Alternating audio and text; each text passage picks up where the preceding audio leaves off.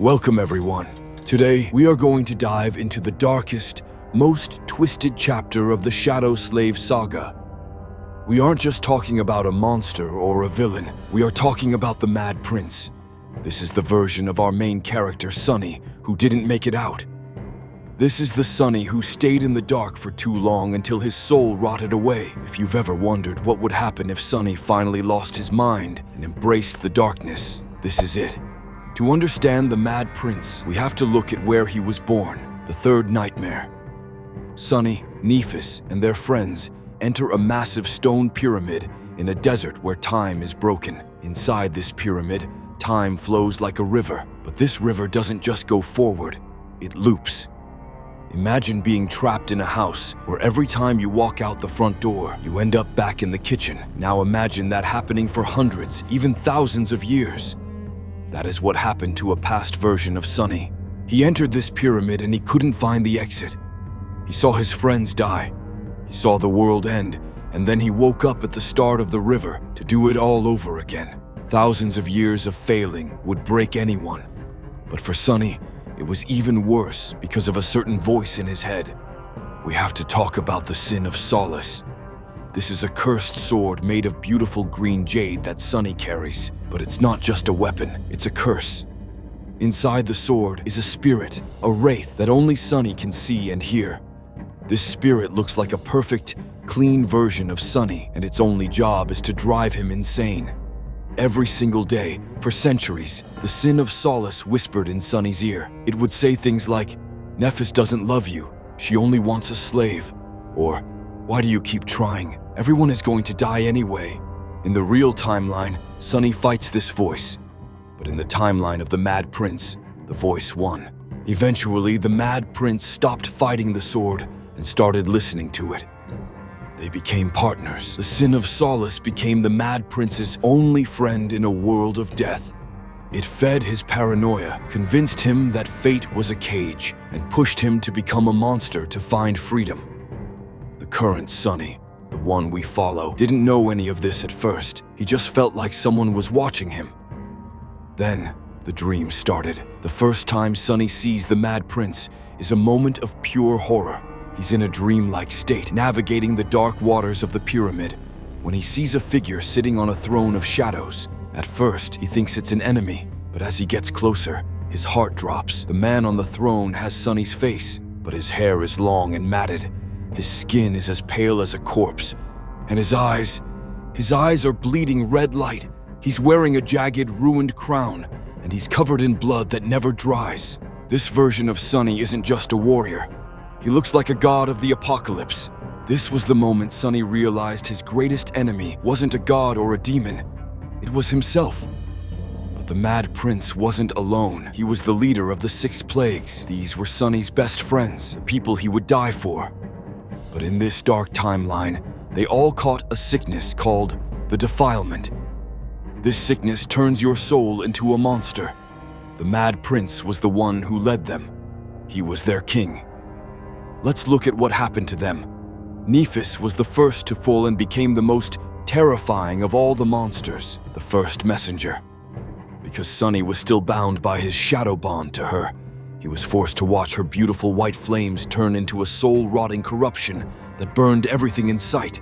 Even as she lost her mind and became a mindless goddess of destruction, Sunny remained her slave, unable to stop her, and forced to help her slaughter innocent people. This was the ultimate tragedy. The girl he loved had become a burning monster, and his own power was used to help her destroy the world, which is exactly what finally pushed Sunny over the edge into total madness. Then there was Cassie, the blind girl. She became torment. She was a ghost that lived inside people's minds. She could reach into your brain and show you every bad thing you've ever done until you screamed yourself to death. Next was Effie, the hungry warrior. She became the beast. She turned into a giant monster that was always eating. She grew so big that she could swallow entire buildings. She was no longer a girl. She was just a mouth that never stopped chewing. Then there was Kai, the archer with the voice of an angel. He became dread. His voice became so powerful that he didn't even need a bow. He could just whisper a word, and everyone in a city would fall over dead instantly. Then there was Jet, the cold fighter. She became the Undying. She was a wraith that could walk through walls. You couldn't hit her, you couldn't stab her, but she could reach into your chest and pull out your soul. Finally, there was Mordred, the Prince of Mirrors. He became the stealer of souls. He became like a virus. If you saw your reflection in a drop of water or a piece of glass, he would hop into your body and erase you, taking over your life. These 6 monsters followed the Mad Prince. Together, they turned the pyramid into a slaughterhouse. They killed everyone, over and over again, for thousands of years. You might think the Mad Prince was just a mindless evil, but he wasn't. He was still Sunny, and Sunny is a genius. Even in his madness, the Mad Prince realized that they were all stuck in a loop. He hated being a slave to fate. So, he spent centuries setting up a plan. He left gifts for our Sunny to find. He left messages written in blood on the walls. He left powerful items hidden in secret places. He even manipulated the monsters of the pyramid to attack Sunny at specific times. Why? Because he wanted to forge the current Sunny. He wanted to make sure that this version of himself was strong enough to do what he couldn't do. The Mad Prince knew he was too far gone to be saved, so he decided to become the ultimate villain so that the real Sunny would be forced to grow, evolve, and eventually find a way to break the chains of fate. Everything the Mad Prince did led to one moment, the estuary. This is the heart of the pyramid where time ends. The Mad Prince had set the stage for Sunny to meet the vile thieving bird, a creature that can steal things that shouldn't be stolen. The Mad Prince knew that as long as Sunny had a fate, he would always be a slave to Nephis. He would always be a puppet of the gods. So, the Mad Prince's plan forced Sunny into a corner where he had to choose. Sunny chose to follow the Mad Prince's lead. He used the bird to rip his own fate away. He became Fateless. This broke his slave bond, and it stopped the loops forever. But the cost was what the Mad Prince always feared. To be free, Sunny had to be forgotten.